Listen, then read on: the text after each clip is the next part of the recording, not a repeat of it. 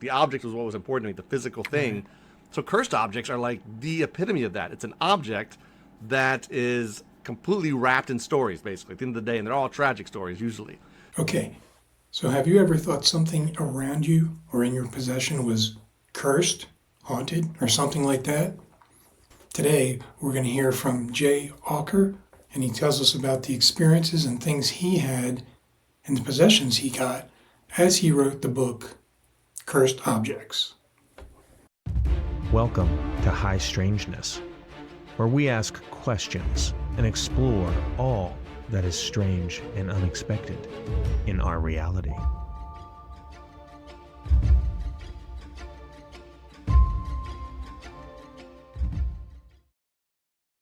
Welcome to High Strangeness. I'm Tony, and this is the place where we talk about all things strange and unexpected in our reality.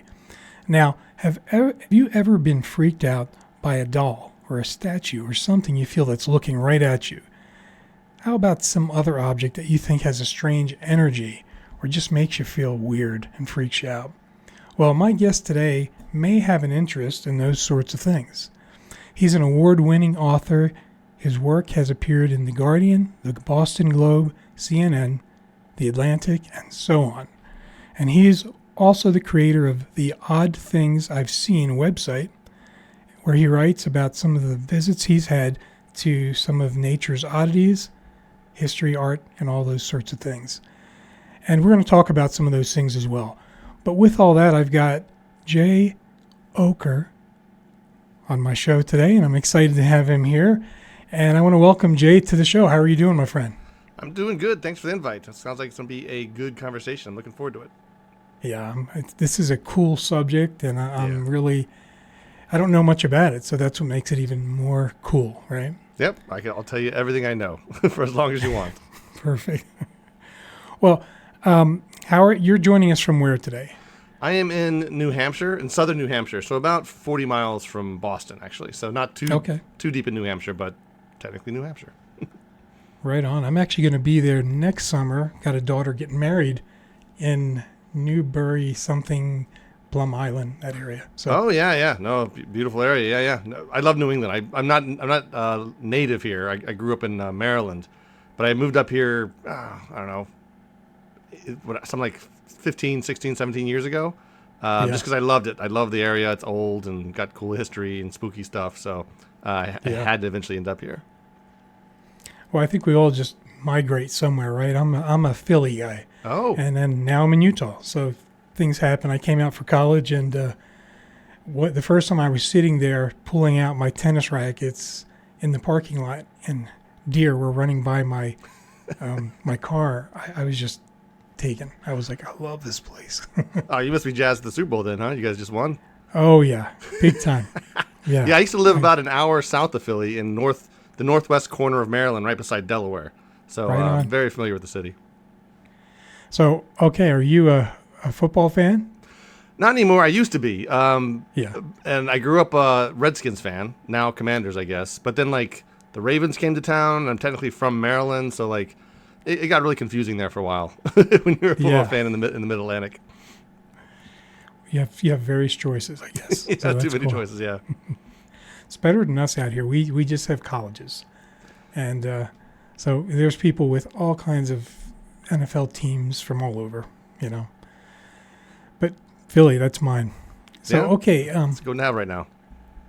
Other than that, how are you doing? How's life? How's been the winter for you and things? It's winter New England is one of the reasons I came up here. I love white Christmases. I love the snow. I love it from inside. I'm not a skier. I'm not kind of that kind of person, but I love being inside while it's snowing. And New England's that way. We just got we have about a foot on the ground right now in New Hampshire, and it's here. It's here for the rest of wintertime. It's not going away. It's not melting, and then we'll get more. I think this weekend and more. So it's definitely a winter wonderland out there, which is fine by me as long as I'm warm inside. It's fine by me. Right. It's funny. I'm kind of like that too. So people ski here a lot, and I've skied once.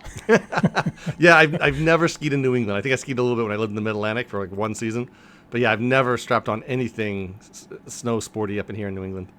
Yeah. Well, I'm so excited that you're on here. Like I said, this is going to be a cool topic. And you've got cool books, you've got an interesting website, and a podcast. And we're going to get into all those things. Sure. But first, I'd like it if you would tell us a little about you. Like, what got Jay from a young man to the point where he's interested in these sorts of interesting things? You know what? It was, so I used to live, so I told you I used to live in Maryland. And my whole entire like career as a writer and a seeker of the odd started in Maryland, basically. And, you know, I always tell people it was a small little town I was in at the time. I moved to all over the place in Maryland, but I was like the town over from the Blair Witch town, like where that was filmed. I was the next town over. And, Cool. you know, I was done with college. I was done with like my post grad. So I was educated, kind of in the workforce, but it was a bad time for me. It was a really bad time. I was kind of like didn't know who I was or where I was going, and really depressed and all kinds of things like that. And you know, I was like, and I wanted to be a writer. At the same time, I wanted to be a writer, and I realized I have nothing to write about, nothing good to write about. Like I'm this boring dude with like nothing really to no good thought, no interesting thoughts, no interesting past, nothing like that, just bland as you could be. And so I started to realize that there was, if you wanted to write about something interesting and you weren't interesting, you go find interesting things and tie yourself to those things. So I started, just casually on the weekends, going to find the nearest odd thing I could find, right? And taking a picture with it and writing about it. And I kind of turned that into a website called, as you said, Odd Things I've Seen, which is the acronym is Otis for short. But that was my gig. It's like I would just, it was like selfies before there were selfies. This was back in the days I had to set up a tripod with a digital camera on it and go post awkwardly with the Oddity and get a picture taken on a timer. And I just start doing more and more, realizing like, oh man, there's a lot of stuff out there. Like within an hour, there's all this stuff I didn't know about. Within 2 hours, even more. Within like a weekend, holy cow! And the world started opening up to me.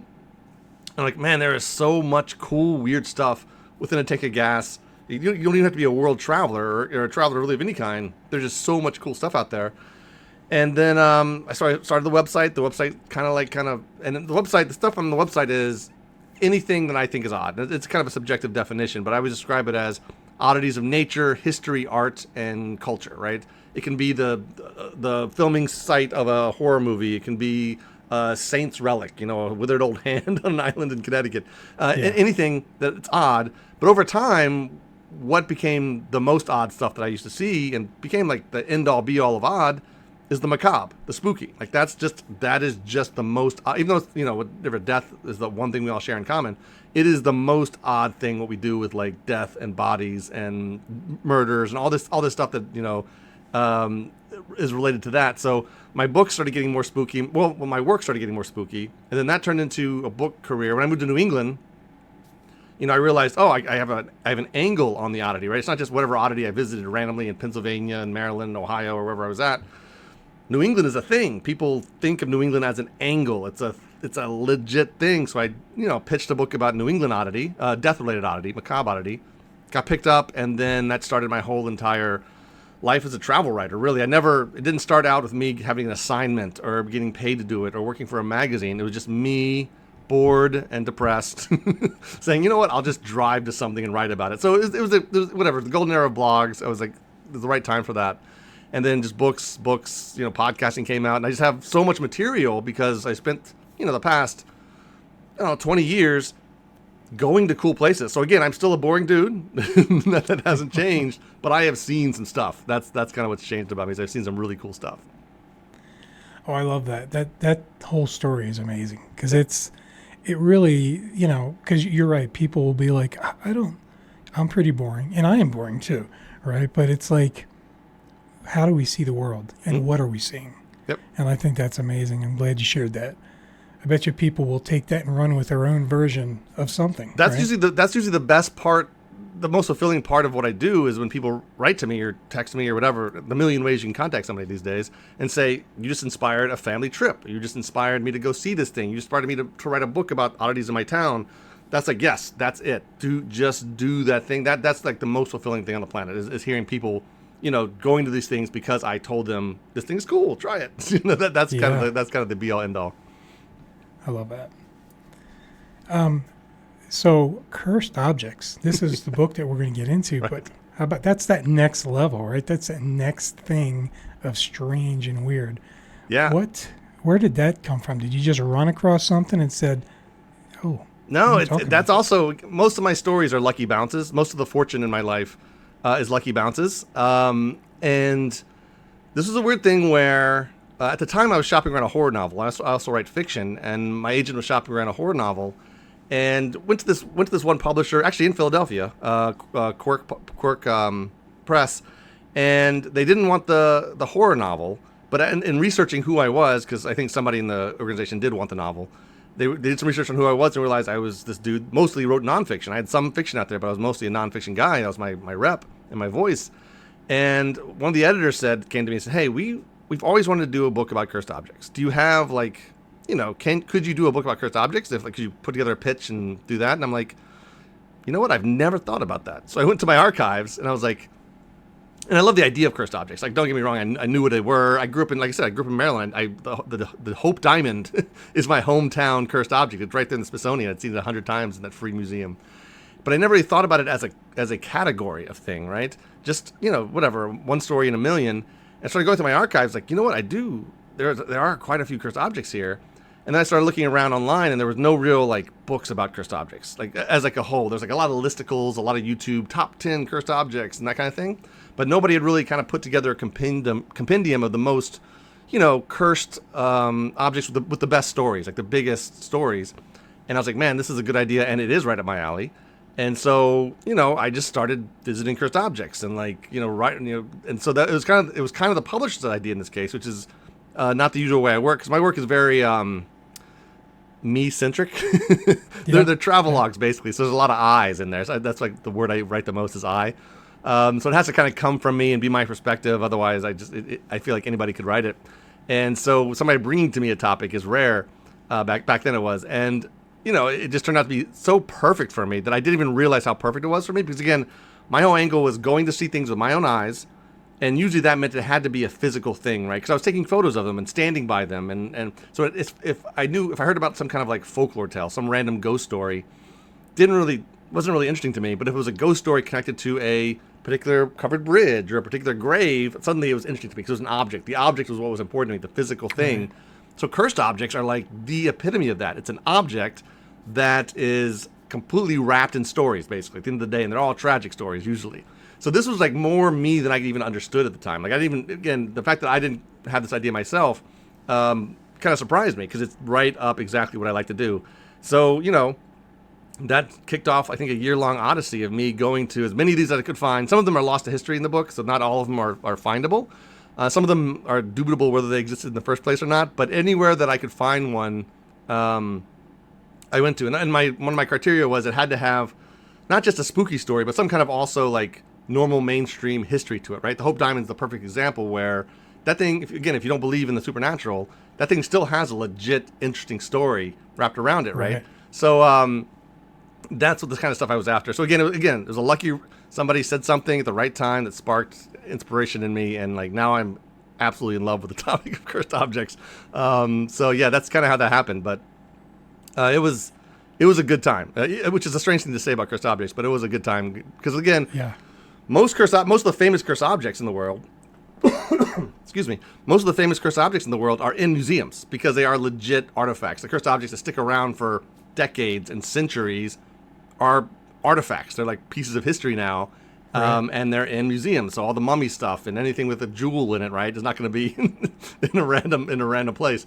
So I got to go to some of the most auspicious institutions in the world to see these things. So it was a great journey. And I usually tell people the book is a great thing to have to I wrote a book or whatever. But the journey, the actual nonfiction journey behind it is what the real value is, right? I get to see things, go see things, interview people. I have friends out of these projects that I met as a result of this research. And the book is kind of like the cherry on top of what is really something that gives my life actual meaning besides just publishing something. I love that. Yeah, there's nothing better than it brings you value while you're doing it, right? Exactly. That's awesome. Yeah, no, and I will say it to anybody, I don't understand, people that don't write at all. I can't always identify with them because I need to write to figure things out, to organize my thoughts, to even know what I believe. I need to write it out, or to process life. I need to write.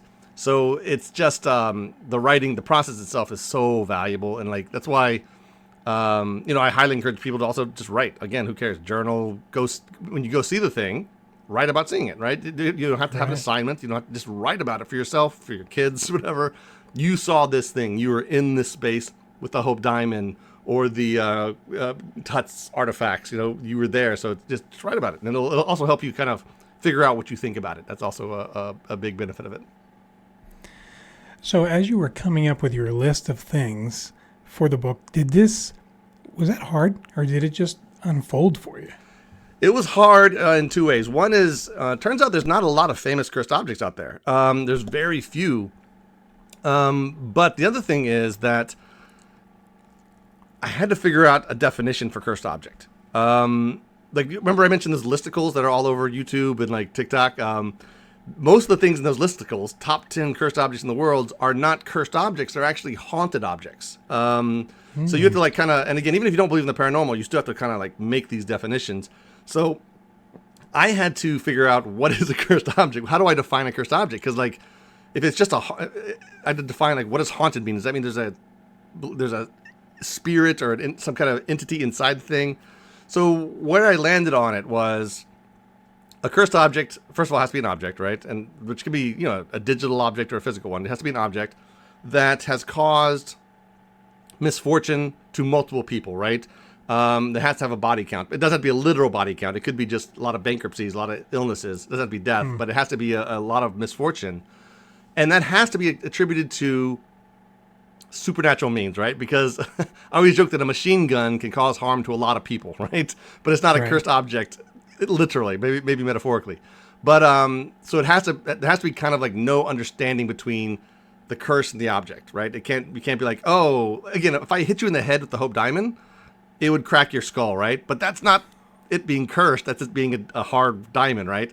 So it has to cause that harm in a way that's not understandable. So, and without any intelligence, right? If there's intelligence to it, I kind of put that over in the haunted or possessed category. Because there's in paranormal world, there's haunted objects and possessed objects.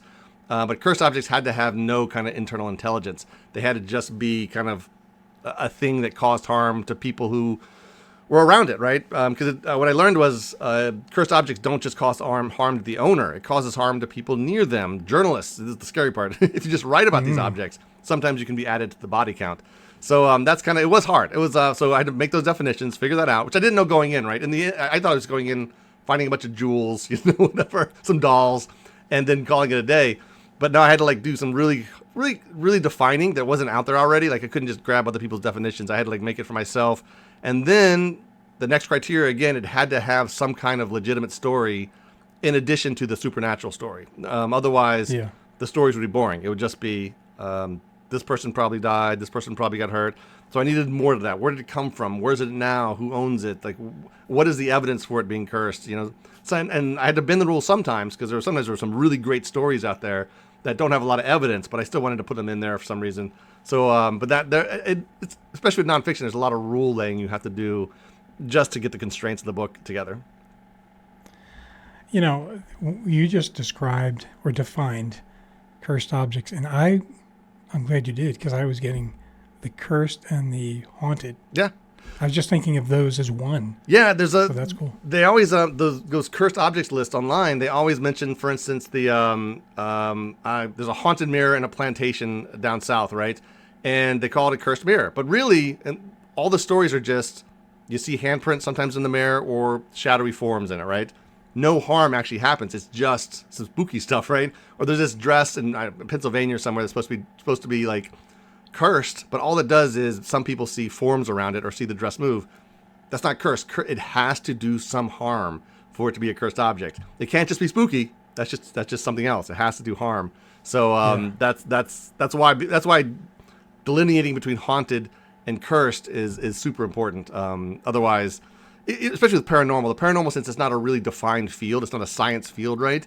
The definitions and the opinions and the subjective stuff can all just mishmash together until it's completely gobbledygook, right? It's always on edge of being gobbledygook anyway. Yeah. But if there's not a kind of layer of discipline, a layer of defining, then you just fall down this morass of just just less than folktale even. It's just this stuff that doesn't really compel as a story. You know, the questions I have here in the beginning are going to be general questions about cursed objects. So this is perfect. Thank you. You just brought us right into that place. Oh, cool. And so, this one you've started to answer. My thought was, have you ever had to determine if something is cursed? Now, you've had to define it. But, did you run across something and you had to determine it? Or is it basically the story that came with it provided that for you? Yeah, so it starts with a legend, right? So I never had to do any determinations physically, right? I did buy a cursed object as part of my book because there's a whole section on the business of cursed objects, because there's people that run cursed objects collections, and they for fee, they let people tour it for fees, or if you go to eBay, there's 1 million cursed objects for sale. So I had to actually buy one. But the way I kind of approached it was, first there has to be a legend, right? It has to be a legendary thing about it, something infamous, right? Once I found the infame, once I found the legend, then I'd say, okay, so this thing is generally held to be cursed by a lot of people, enough that it's in the ether, in the culture, in the storyline. Now, why? Sometimes it would stop right there, right? There'd be no stories, or the stories would be so vague. Once upon a time, somebody got hurt. No names, no dates, nothing like that. So then I'd stop that. Not because I was really trying to say, okay, definitely not cursed. It was just I needed stories. If I don't have stories, I have nothing to write about. Because it's not, it's not a picture book. It's I have to actually weave together an essay about this thing. So once I found something with enough of a legend that it popped up in my world or my research, the next step was then, okay, how far does this go? How many people, how real is it? How legitimate is it?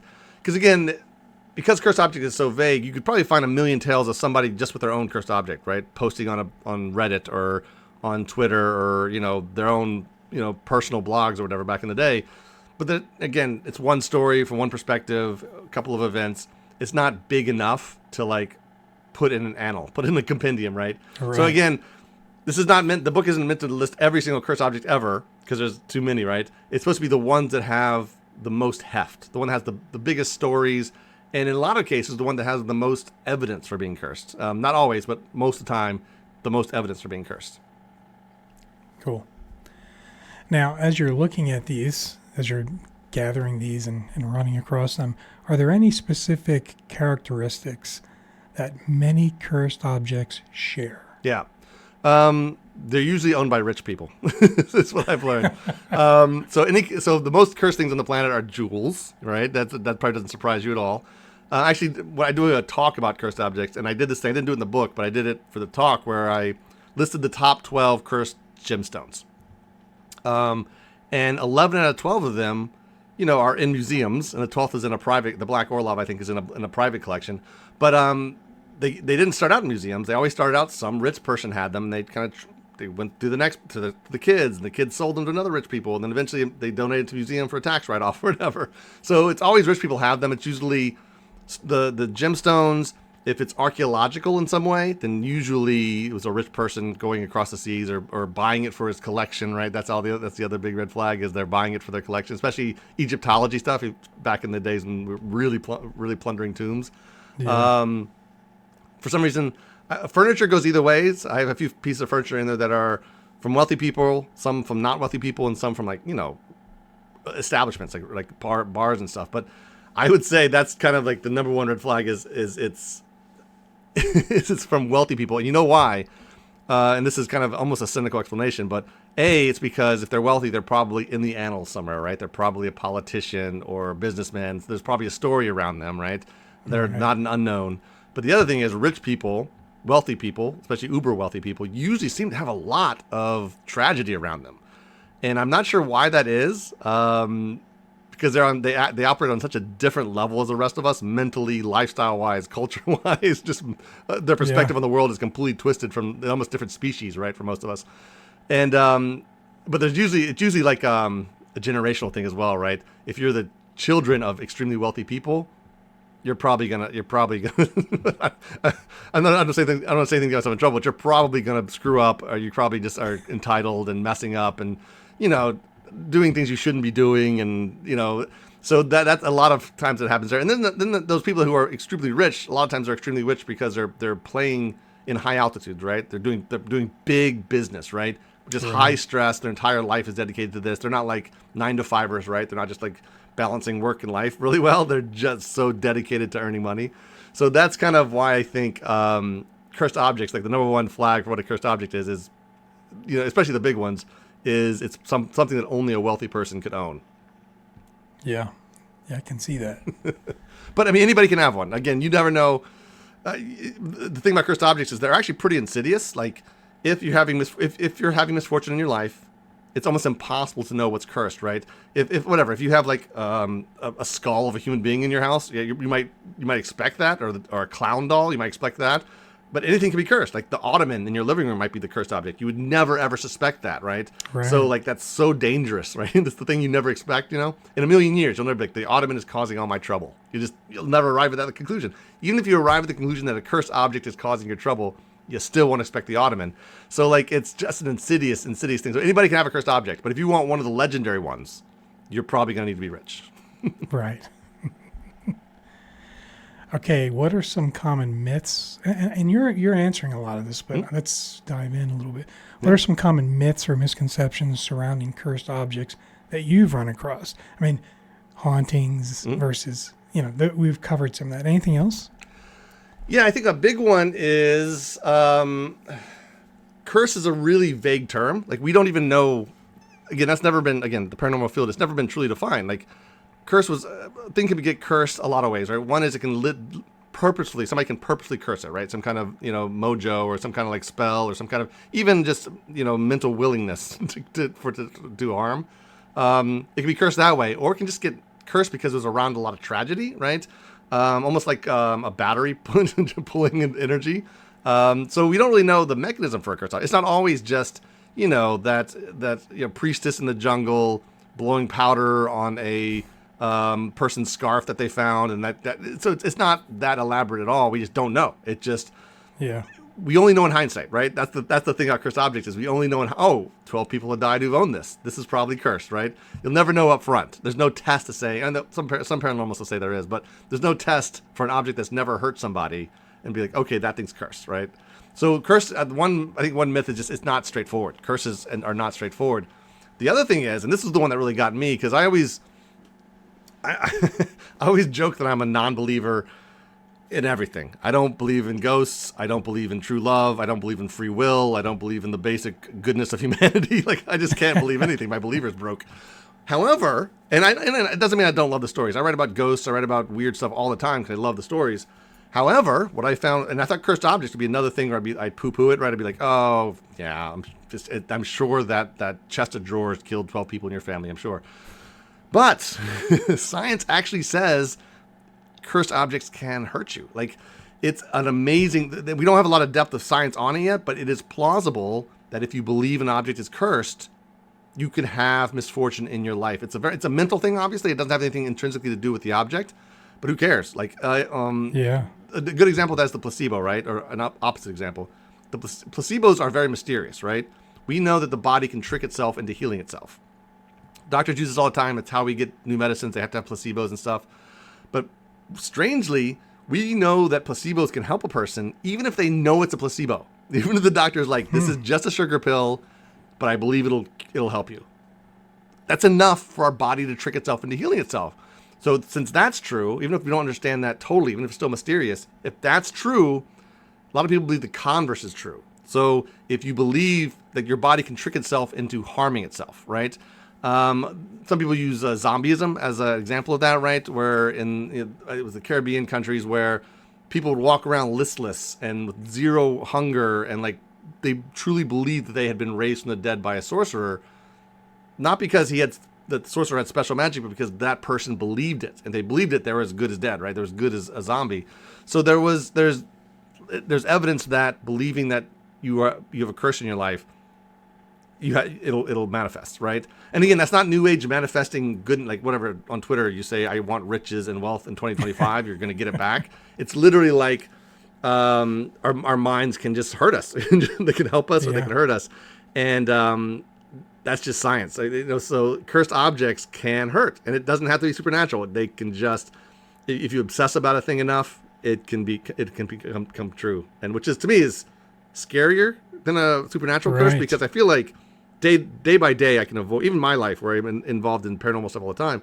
Day by day I can probably avoid a supernatural curse, but I can't avoid my own brain. I can't avoid my own dark thoughts. I can't avoid my own like depressions and stuff. So that to me is much more dangerous than somebody getting mad at me and cursing a Christmas gift before they give it to me or whatever. Yeah. Well, and there's like hints of consciousness, right? Like the connections of things, Yeah. whether it's material or people or whatever. And there's a lot of that going on, where people really are looking into that. Not a hard science, but Yeah. I mean, it all there's starts stuff out soft. there. All science starts soft and gets hard, so. Yeah. Okay.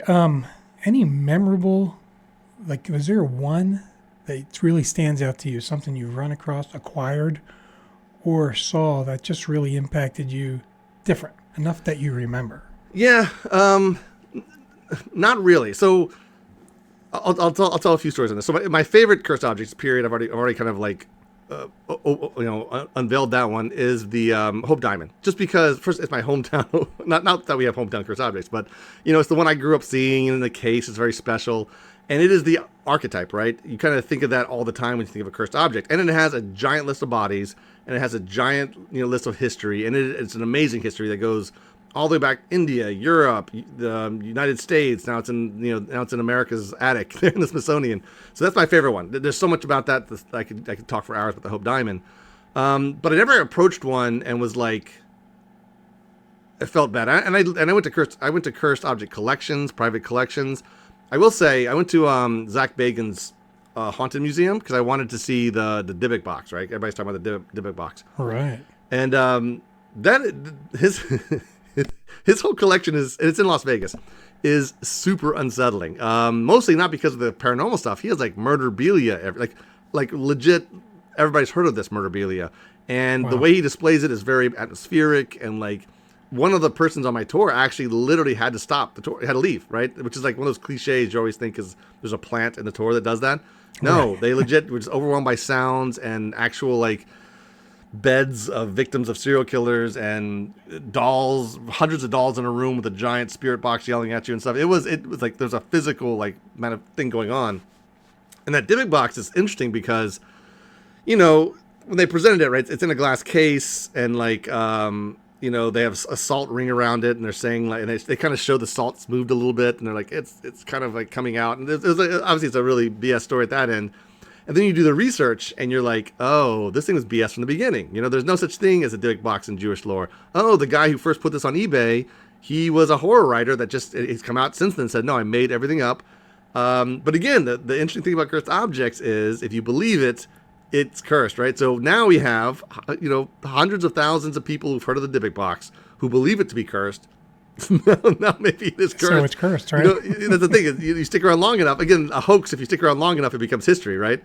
So that's one that does feel weird. But again, it feels weird because, just the way they set it up. It's like in this dark room and stuff, and it's a very very good theater around it. I bought one. I definitely bought a cursed object when I did the eBay thing. And I always joke that like it didn't do anything to me. I had it the entire time I was writing the book. It was on my shelf in this room. Actually, it's actually back on the shelf still. And nothing bad happened. I took it on vacation with me, with my family and stuff. And then when after the book came out, I did my book tours and I did my talks about it. And I told everybody about this. I brought it with me, that kinds of stuff. And then 2 years after my book debuted, my entire life imploded. Right, like everything in my life, nothing went right in my life. Completely irreparably damaged. Right. And while I'm going through this hideous time in my life that I'm probably still not out of, probably never be out of, there's this part of me, that itchy part of me in the brain saying, was it because you bought that cursed object? It's like a brass bulldog. It's like a bulldog this size. Is it because of that? That's how it starts, right? You're like, oh, for 2-3 years, this thing was awesome. And then once I hit the trough that a lot of us eventually hit, I was like, oh, was this because of that it's eBay nested purchase? in there now. Yeah, and it's in there, right? But I had to face that while I was writing the book too, because so many of the people who are in the body counts of cursed objects are journalists who never touched it, never owned the object. Otzi the Ice Mummy up in Italy, it has like 2 or 3 journalists on its like, or one's a photographer and the other's a journalist on its body count because they would write about it, kind of, and had a heart attack while they were writing about it or whatever, blood poisoning. So like, I was sitting here, I am not just writing about one cursed object. I'm writing about 50 cursed objects, right? Being like, oh, like all I have to. This is one of my biggest fear. Biggest fear while I was writing the book was if I just died naturally, right, while writing this book, right. If I just die in my sleep, a heart attack, if I'm hit by a car, I am literally going to be in this book. Like I am the next person that writes about cursed objects will say. And then there was the travel writer, the spooky travel writer, J.W. Ocker. He was writing about the Dybbuk box when he died. So like that's how easy it happens. That's how easy it is to become like a one of those body counts, you know. Yeah. So that was kind of like where I was a little bit worried about that, just because I don't know why. Like it could, maybe it's cool. I don't know. Maybe it's cool to be in the body count. Because the thing about cursed objects that I do love is that they are ways to keep people alive. Actually, they're objects we wrap stories around, right? So half the owners of the Hope Diamond you would never even hear about. You wouldn't know their name ever, but because they own the Hope Diamond, they're in the history books, right? They didn't do anything else but own the Hope Diamond, but their name is around. So it is a way to keep stories alive. They're always bad stories, unfortunately. We only can wrap bad stories around cursed objects because blessed objects aren't as interesting. But it's a way to, you know, to keep yourself immortal, if that's what you're after. I don't know. So yeah, that's kind of where. So nothing really freaked me out. But that's me though. That's kind of a deadness inside of me more than it is commentary on cursed objects. Well, no, that's understandable. I mean, like, I do UFOs and all these weird things, and people go, "Surely you've seen something." No. I've never seen a thing. Yeah, no, I love it. Look, you should. but I believe. Yeah. New Hampshire is like the official next to New Mexico. It's like the official UFO state. You know, we got Betty and Barney Hill. We've got the extra UFO festival. We've got like markers, UFO markers. I'm also a big UFO fan, so like, especially when they memorialize the event of whatever happened, the sighting or the abduction. I'm right there with you. So, but yeah, same. Right. I've never seen anything, and even if I did, I these days with drones, it's almost impossible to believe moving lights anymore. But I love for it. But again, I'm not. I always say everybody's one moment away from believing anything on the planet. Right. That's so true. One experience. Yeah. It could be. I don't care if it's joining a cult or believing in UFOs or believing in ghosts or changing your philosophy of life. You're like one experience away from doing any of that. That's very true. Very true. Because you see people who are completely against it, something, and then they're believers because of an event. Yeah. Again, and it's how we operate through life, right? It's how you kind of form opinions about politics and about religion and about sports and about practical life and about jobs. Is you have these experiences, and nobody's ever going to be able to rip those out of you. Right. Well, I want to get into your book now, but before I do that, I do have a question that came up while you were talking. How did your wife and family feel about bringing one of those cursed objects on a vacation with you? Well, I didn't tell them till afterwards. First off, is what I did. I think my wife at the time, she said, and I quoted her in the book, she said, I could have gone my whole life without knowing that. That's all she said.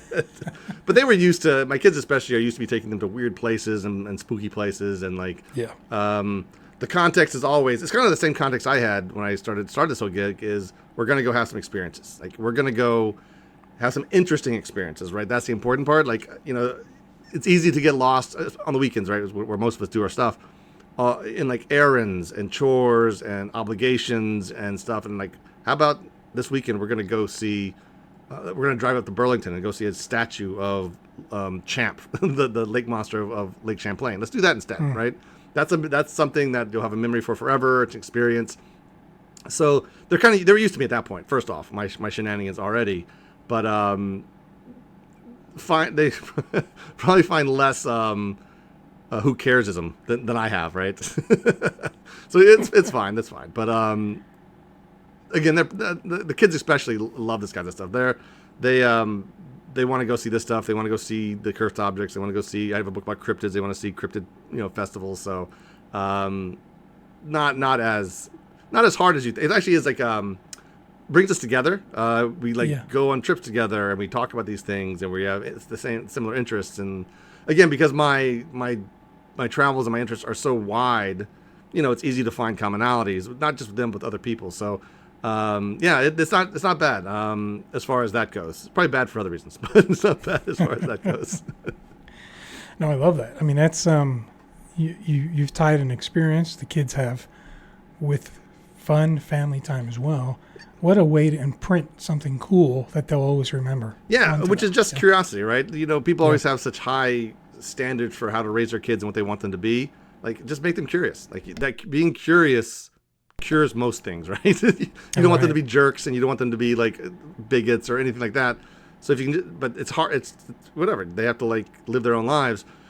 If you can just instill curiosity about as wide a variety of things as possible, that usually cures most of our, baser, baser impulses, I think. Yeah, I agree. Just be, like people without, you see, I see a lot of time people who either have lost their passions or don't have passions or never figured out how to cultivate it.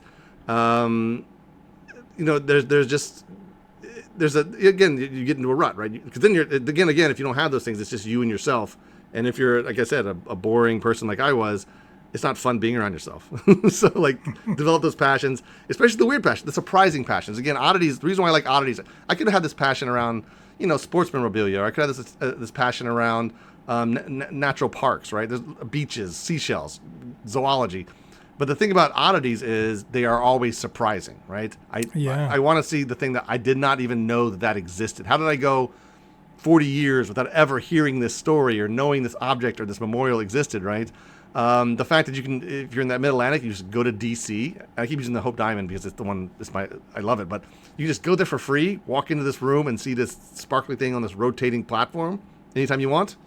That is magnificent. But yeah, so it's just curiosity at the end of the day. All this is curiosity. Because again, even as a non-believer in existence, curiosity is there's no reason to live it, right? If you don't have, there's not a lot of reason to live it. That curiosity helps you kind of like find that reason. Like learning things every day or whatever till you die is kind of enough to keep you going or whatever and keep things interesting. Yeah. That's awesome. Yeah, and all those things that you run across have stories entangled. So it makes it deeper. Stories are the most important. We communicate in stories. We think in stories. We build narratives around our lives. We're entertained by stories.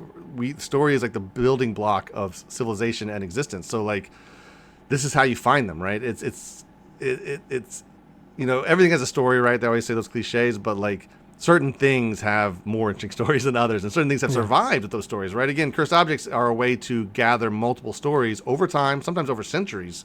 And keep them contained and keep them remembered and categorized and always connected to this object, right?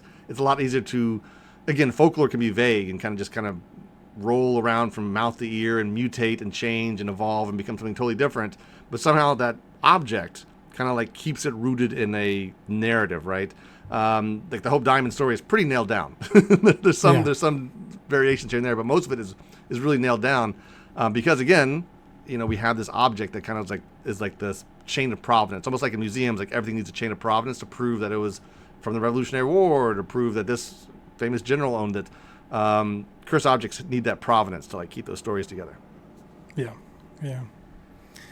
Okay, Jay, the book. Yes. Cursed Objects, Strange with True Stories of the World's Most Infamous Items. Let's dive in and out and skim through that book a little bit. Whet people's appetite so they can pick that book up as well to get the full stories in there. But I know you have like different sections or chapters, and like one, for instance, is Cursed Under Glass. Talk about that for us and kind of whet people's appetite about what would be in that section. Yeah, so Cursed Under Glass is things that are definitely in museums, right? The glass is the exhibit case. So the idea here is, here are cursed objects that you can go see. Like, this isn't just something hidden away in somebody's house or something that is lost to time. Tomorrow, the second you learn about this or you learn the story about it, you can go to that museum and see it. And the museums are almost always giant famous institutions that you would go to anyway. It's rarely, a roadside attraction museum, right? It's rarely kind of like a little shack on the side in the Ozarks, right? It is the British Museum. It is the Smithsonian. It is the New York Museum of Natural History, right? Or the Museum of Natural History in New York. It is these bigger museums that have often multiple cursed objects. So that's everything in that section is something that is in a museum and that most people wouldn't even know is cursed. They're exhibits that people are going to not even caring about a cursed story. They just want to see, the world's biggest diamond, or they want to see Otzi the Iceman, right? They want to see these things for historical reasons, and because their stories by themselves are strange. And then on top of that, now you can learn, and also 12 people who have been connected to this thing have died. Love that. Yeah, and then you have like cursed in the graveyard, but how about cursed in the attic? Right. Like So- what's that? So these are, and again, this plays on my, like, the biggest danger of cursed objects is that they can be anywhere and they can be anything, right? So some of these objects in here are stuff that aren't huge historical artifacts, right? If you take away the curse story out of the Balroy Chair of Death or Rudolph Valentino's ring, which, you take those cursed stories away, they stop being anything. They're barely objects, right? And most of them are objects you wouldn't remember, like the Crying Boy paintings, right? That's a really, really fun one that started over in England. Just a cheesy painting that was a trend for people to buy for a while in the 70s, and no story, right? No story there, but because it has this entire history that got into the papers and all the bonfires happened, and like they become something interesting. So what that means is any object in your attic, right, could suddenly blossom into that could be the start of the story, right? Right. One thing in your attic, one death in your house could be enough to start an entire cursed object, right? So those are those. And again, most of those you wouldn't. Crying Boy paintings is not one thing. It's a genre of paintings. So you can actually find those and buy them yourself. The big box is in here as well because it's literally just a little chest. You can see that that's in a museum, although these days it probably should be cursed under glass, honestly. But everything else is stuff you can't go see, or it's lost to history. So the next best thing is to like find one in your own attic. That's kind of the idea there. Yeah, who knows what kind of treasure you might find? Bad treasure. legit, yeah. Because again, the thing about it is everybody dies. So everybody in your family probably to a point has already died. Most of your predecessors have died. And if there's something and we all usually have things handed down from our great grandparents or our grandparents, at some point everything kind of aligns and it can be seen as a cursed object. Yeah. And earlier you mentioned this, and it's actually something in your book too, which is the business of cursed objects. Like, what can people expect in that section? This one is the one that's pretty amazing to me. So the idea of a cursed object is you're supposed to avoid that, right? That's the whole point of a cursed object. The idea is, hey, that thing's cursed, stay away from it. And yet I knew of 3 different, at the time, it's probably more these days, 3 different museums of cursed objects. These are all like private museums. These aren't a wing of the Smithsonian. This is usually a paranormal investigator of some sort who collects them in their house. So all 3 museums in here, 4 actually, because Zach Bacon's is in here. His is not in his house. It's in like a separate place. But all 4 of these museums are just these guys collecting them together. So it's the opposite. So again, it's the opposite of a cursed object. Why would you want to collect 100 cursed objects, right? So either that, and to me, that irony in that it's so much fun to play with, right? They would say that they know how to treat them, right? I think John Zaffis, who has one of the collections, he's like the nephew of the Warrens. He would say that he has a procedure for clearing them, right? It involves salt and prayer and sunlight. And if it's too hard, if he can't make them uncursed, he just throws them in the ocean or buries them or something is what he says. So he has a process, he says, for cursing them. Others just say that cursed objects are misunderstood but to me, again, if you're collecting them, that probably if you're collecting them, that probably means you don't actually believe they're cursed, right? You can't. Right. Why would you unless you're a writer needing a book gimmick? Why would you subject your family to a house full of cursed objects if you really thought that they could cause harm, right? So the whole point of the museum kind of fades away, but does at the same time, right? Because we still want to believe they're cursed. So half of it is cursed objects in museums, and the other half is eBay. That anybody, paranormalists or not, can just buy. I can start a cursed museum tomorrow if I have enough funds and enough time to win a bunch of bids on eBay, right? So it's just a fascinating thing to me that means people want to buy cursed objects. So there's this draw, and again, I totally get it. As a spooky guy, I totally get this draw toward cursed objects. So there's this weird thing of I believe they're cursed, they bring harm, but I also like them because I believe they're cursed and I want them in my house. So there's this weird friction that happens between the collector of cursed objects and the believer in cursed objects. You almost can't be one the same, right? Which either means that these collectors either believe something different about cursed objects or they're shysters, right? There's always that possibility, So, or it's just so it's just like I don't know, which to me is, I'm not trying to criticize anybody here. I just find that friction of belief so fascinating, right? If you believe it's but again, a good metaphor in my head for it is a zoo, right? A zoo is full of deadly creatures, right? Tigers and lions and bears and snakes, and yet I'll bring my kids to it every single time because technically that zoo is run by professionals, right? They believe tigers are important enough to show off for scientific reasons and risk, and they take all the precautions they can. I mean, there's always a little risk, right? You hear about people falling into cages all the time. So I in my more beneficent moments, I'm like, oh no, maybe they are kind of just running a zoo, right? These are dangerous animals that they believe they can contain, and history has shown mostly they're right. You've never seen a headline where a person walks into a cursed object collection and dies. So it could be that as well, right? They believe they're dangerous, but believe they are trained enough to handle that danger. Which again, this is me. I'm always ping-ponging in belief. I never know where to stop. But that just tells me, like, the guy that runs the tiger museum, right, or the tiger cage, usually has degrees and experience, whereas paranormalism is a lot more vague. But then again, there's a lot of shady zoos out there, right? So maybe that's not a good critique either. So, but that's it. That's all. The business of cursed objects is literally that. People want to buy them, and people want to put them on display and sell tickets to them. Yeah. Your book, some people like the stories, and some people also like the packaging and stuff like that. Your book kind of looks cool. Mm-hmm. What illustrations and stuff, what can they expect to see inside? There's just pictures, or is it there's illustrations of a bunch of so this book has come through Quirk Press in Philadelphia. My last three books have come through, my last three nonfiction books I should say, have come through Quirk Press, and they are a very good, probably the best publishers out there as far as care taken with books. They publish a very limited amount a year. They're very selective, and then they focus on the packaging, right? So I always joke, actually it's not even really a joke, I always tell people, buy this book and just put it on your shelf because it's that pretty. Don't even read it. Who cares about the words? Like, who cares about my part of the book? That's dumb. It looks great on your shelf. So we always hire different illustrators for each book. This one has a really cool style to it. You can see it on the front cover.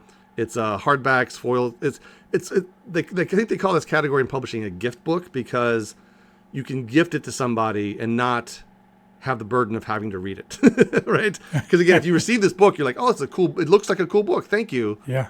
It goes on your shelf. Whereas if I give people like a paperback copy of Moby Dick, it feels like I'm pressuring them to read Moby Dick. Right. Where this is just a cool object of art. It's a very, very appealing looking book that will look cool on your shelf. I guarantee that. And I say that having nothing to do with how it's designed. I only have to do with how it's written.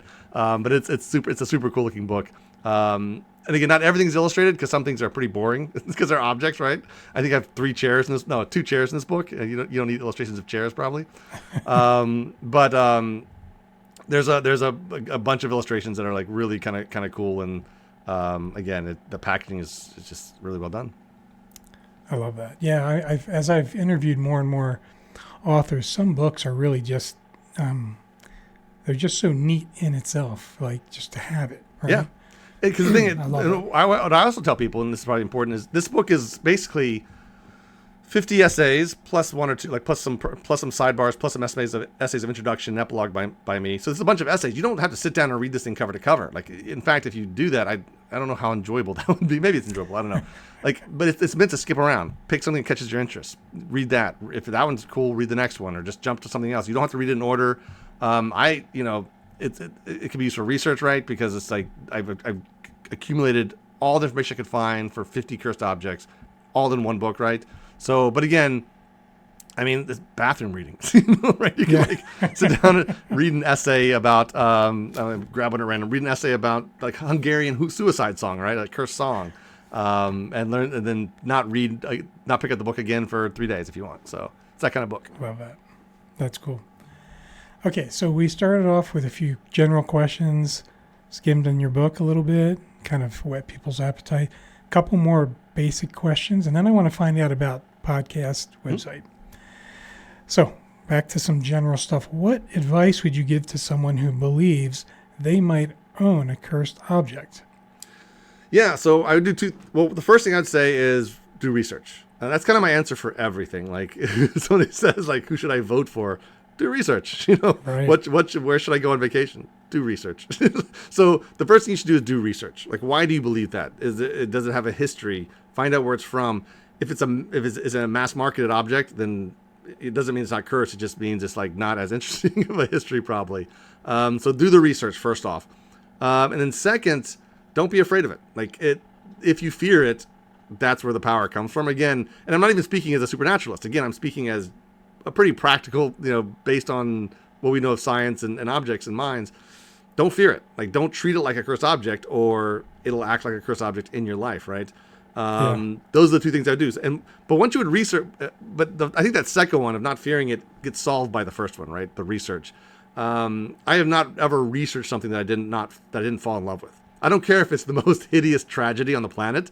If I research this thing for 2 weeks or 3 days or whatever, I fall in love with that a little bit, that topic. I don't care if it's like the Jonestown Massacre or, I will fall in love with the topic. I'll just suddenly like the and if I fall in love with the topic, I mean, I am like happy that I researched this. I'm happy this knowledge is in my head. I'm happy for the experience of getting to know the details of this and not just kind of the smear that's in popular culture, right? A little bit, the phrase Jonestown, the idea of don't drink the Kool-Aid, but now I know deeper, and like, so researching it, you will fall in love with it, and that will solve most of your problems, I think. Yeah.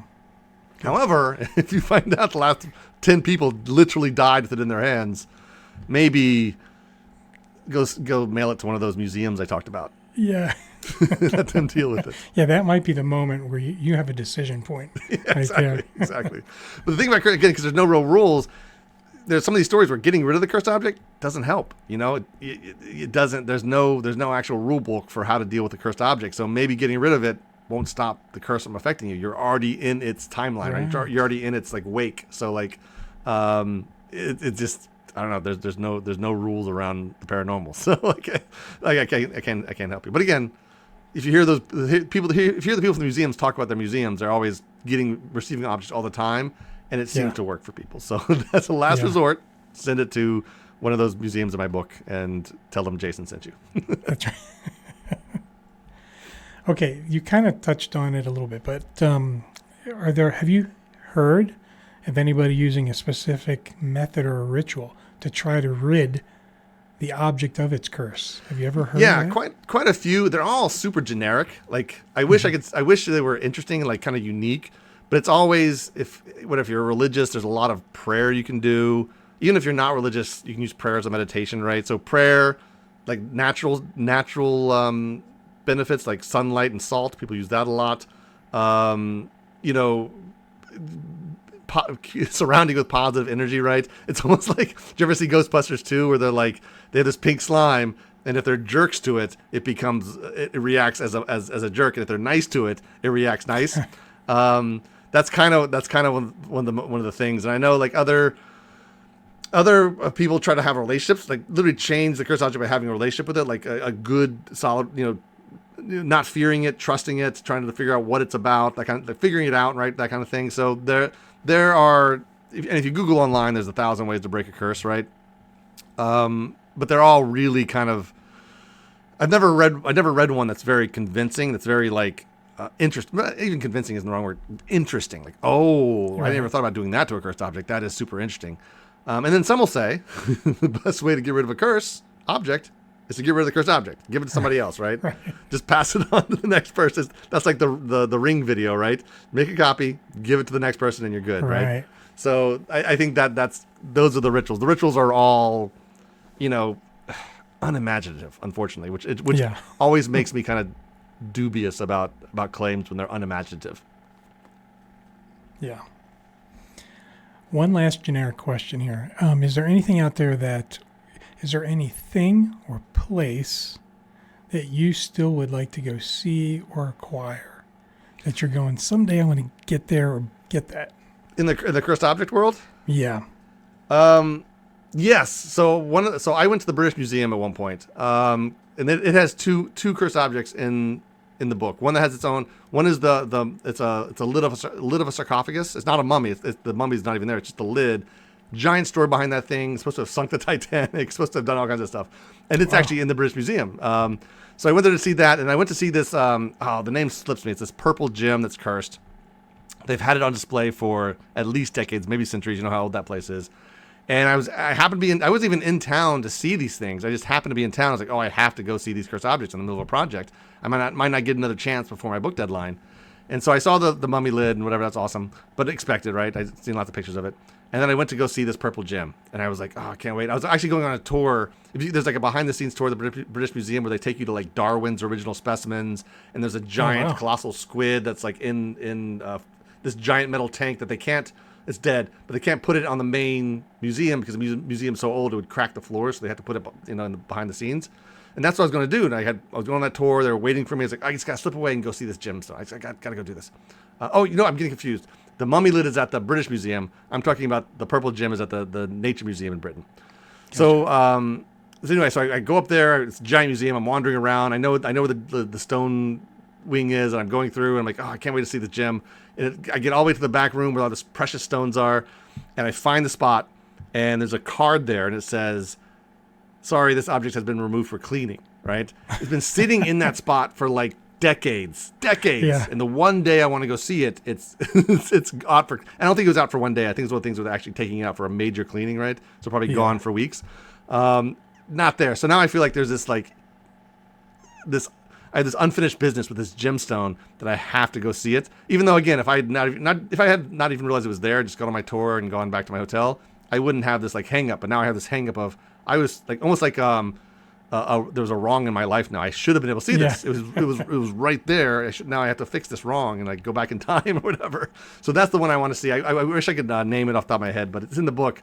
But it doesn't have its own section. So there's like sometimes I'm able to talk about cursed objects in the passages of other cursed objects, right? Because a lot of cursed objects have the same stories, right? And gemstones are like one of those that they have a lot of similar stories. So I couldn't dedicate a whole passage to it. It was just something mentioned as a sidebar as a cursed object, and I really, again, experiencing things with my own eyes is so important to me. It's like my entire life has been built around that.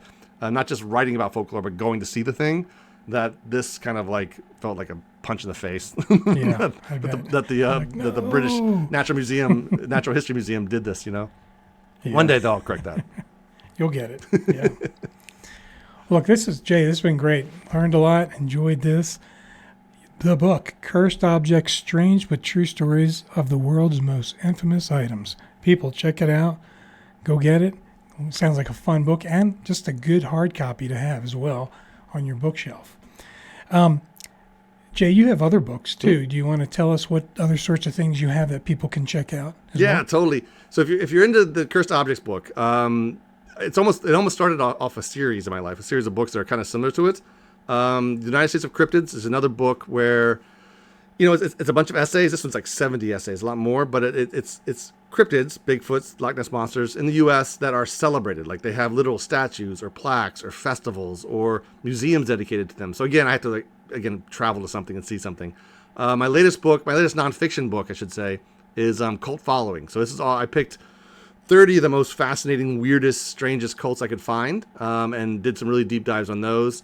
But those are my last three nonfictions. Cult Following, I call them my C-word trilogy. Cult Following, Cryptids, United States of Cryptids, and Cursed Objects. Awesome. And our website and a podcast. Tell us about that as well. Yeah, oddthingsiveseen.com. If you go there, I have hundreds and hundreds of my same kind of journeys as Cursed Objects, just not, packaged. Free photos, free essays. Yeah. For going back 15 years. And then I did a podcast, which I'm technically still doing. It's just not like a regular podcast, where I just do this. I talk about an oddity I've seen. I got about 40 episodes of that, and a new one dropping, whenever I feel like jumping behind a microphone again. Just because of my archive. Otis represents probably 30% of the things I've actually been to. I actually recently did I have a map where I kind of keep track of this stuff. I've been to, I think, over 1,500 oddities across the world. And so, even with all the books, I have a dozen books and all the essays on Otis and all my magazine articles. There's still oddities I've never written about that I've seen. So, I try to pick those up on my podcast when I can, or when I don't feel like actually writing, I just want to talk about it. That's what the podcast is for. That sounds like fun. Well, there you go, people. Another way to catch a little bit of Jay Ocker. So, any new projects coming? Anything you're working on right now that people can keep their eye out? Yeah, totally. So I've got 2 books coming out in the next 11 months. I have a book in August that is kind of sideways to this. I write children's horror novels as well. And I have a children's horror novel coming out in August called Welcome to the Ghost Show, where I try to reinterpret what ghosts are. But my next nonfiction, actually, I just turned into the publisher 3 days ago. Literally, the manuscript's hot off the presses. It's kind of in the same series as the C Word trilogy, which is not a trilogy anymore, or C Words. It's called Don't Go There. And it's, I think it's about 30 of the strangest and most dangerous places in the world. So these are places that have multiple stories, whether they're UFO hotspots and, serial killers were there. They have multiple ways that they can kill you in the paranormal world. Like Bermuda Triangle is a good example of that. So 30 places like the Bermuda Triangle across deserts, ice scapes, jungles, and forests. The water, of course. And, again, they're not dangerous because they're war zones or there's travel embargoes. They're dangerous because they're weird. And they're all places. They're not like haunted houses and they're not like asylums. They are entire areas of the planet that you should not go to. Wow. Love that. When do you think that will come out? A while. I think this right now it's slated for January of 2026. That could change, but that's probably the next nonfiction. That's cool. I might have to reach back out. I think that'd be a fun one to talk about. Yeah, anytime, for sure. It's a great subject, yeah. Okay. So how can people find you? How can people follow you? So if you go to Odd Things I've Seen, you can kind of spiderweb from there. You can find all my books. I'm on all the social medias. I'm usually at JW Ocker, JWOCKER. Just Google that. I'm too much online, honestly. It's almost impossible to hide from me. So it is easy to find you. Yeah. Yeah. Awesome. Well, there you go, everybody. Cursed objects. Do you or anybody in your family have one of these? Maybe. Now you'll know where to look. Your attic or different places like that. And now you know how to categorize these things. Is it cursed? Is it haunted? This was a great conversation. We learned a lot here from Jay. It's possible you might have some of these things. So I just want to remind everybody that as we wrap up today, that there's a lot of strange and unexpected in our reality. So always keep your eyes, ears, and minds open. And until next time, stay safe. Thank you, Jay. Thanks for having me. Thank you for listening to High Strangeness. This was a glance at some of the strange that exists in our reality.